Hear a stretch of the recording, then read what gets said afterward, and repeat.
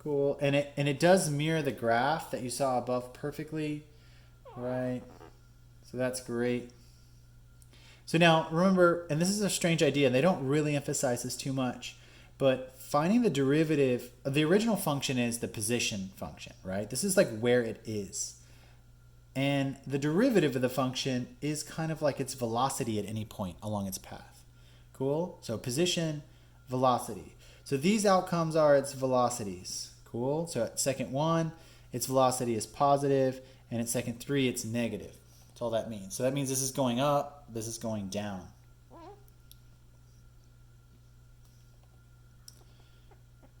So yeah, so the velocity of the ball after 1 second is 32 feet per second on its way up. The velocity after 3 seconds is negative 32 feet per second on its way down. There you go. So the positive and negative really helps you figure out orientation. All right, we're doing great. Using graphs to find this. This is the way I understand all of these things, is through graphs. Let's just play around with this. It says from the graph and the function f of x, estimate each of the following. F of 0, f of 2, f prime of 0, f prime of 2. So here is the function. So they say first f of 0. So f of 0 is 1.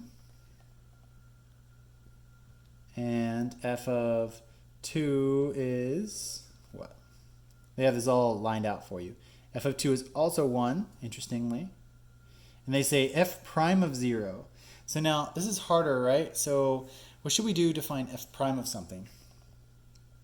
Well, we could say input, output, right? So couldn't we say like, let's say 1 minus 1, right?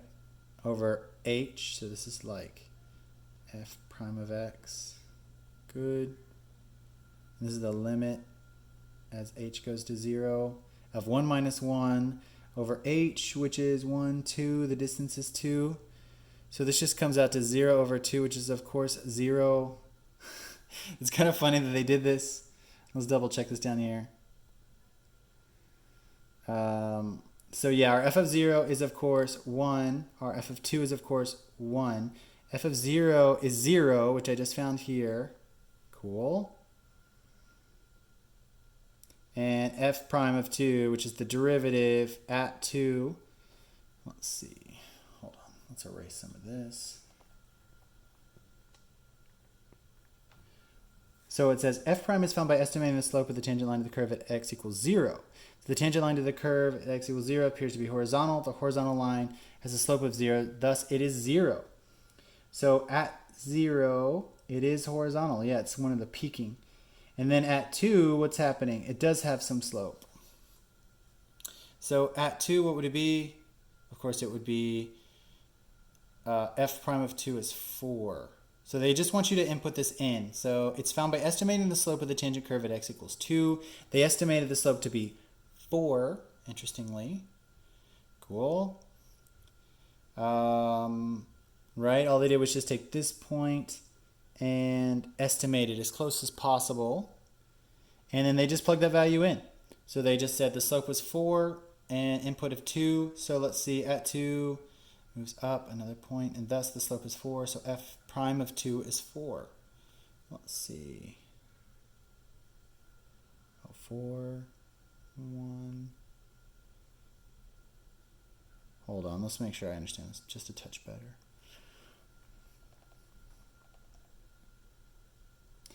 So draw the tangent line, extend the line far enough to calculate the slope. Good. We did that. So at 2, the slope's there. It's like 1, 1, 2, 3. Okay, let's see if I can make sense of this. So f prime of 2 is found by estimating the slope at the tangent line at x equals 2. Observe the path of the tangent line of the curve at x. Okay, so at the x value moves 1 unit to the right, the y value moves 4 units. Okay, so that means that there's a slope of 4. Oh, all they want is that slope. I get it. So f prime of 2 is just that slope at that point. Great. Okay, so not too complicated. Nice and easy. So all they did is ask you to find, so let's recount this. So for finding the individual position, this is like position at 0, position at 2, right? That just means find the outputs. Cool. And then this means find the slope at 0 and find the slope at 2. Okay, easy enough. So that's all they want graphically from that. Easy peasy. Okay, using instantaneous rates of change to solve real-world problems. Okay, we've done this a lot, and you can do this on your own. Again, it's just going to be computers or money or hamburgers, all the exact same thing. So all they do is give you a function, just like normal, and solve it normally. Let's see, we're good with this. Okay, finding points where functions, derivatives do not exist. How interesting. Okay. So this is a more complicated idea. So let's make sure we go slow with this.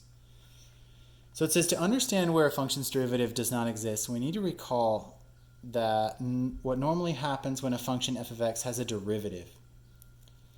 Suppose that we are graphing utility to zoom in on x equals a. If the function f of x is differentiable, that is, that if the function can be differentiated, then the closer one zooms in, the more closely the graph approaches a straight line. Okay, this characteristic is called linearity. So let's look at the graph. So as we zoom into this point, of course, it will look linear if you zoom in enough.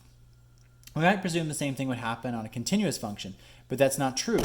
The function f of x, for example, at 0, if we looked at x equals 0, is not differentiable. If we zoom in at 0, we would not get that. We would see it coming off in two different directions. So no matter how close we zoom in, the graph maintains its sharp corner.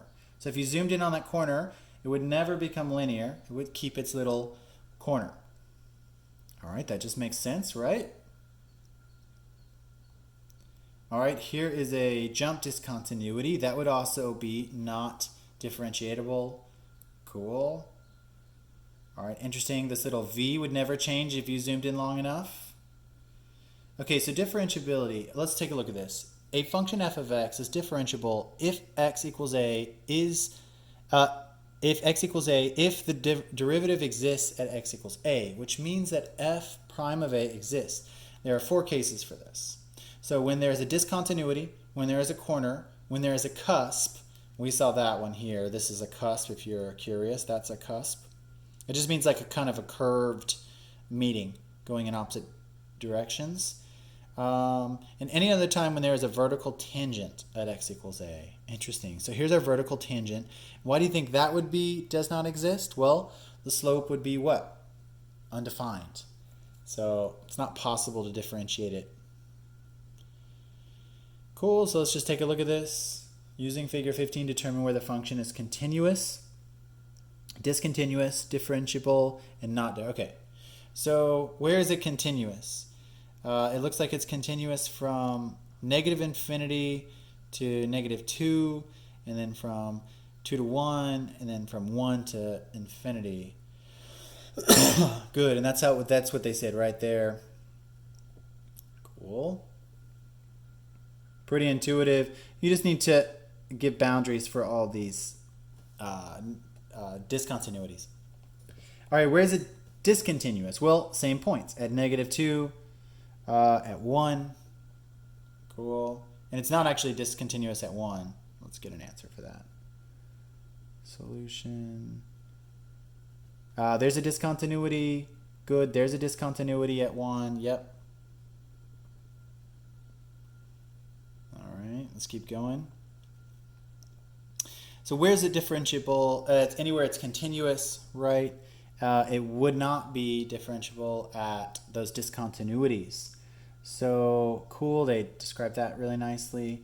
So yeah, you wouldn't be able to do it there at that discontinuity, and you would not be able to do it there, interestingly.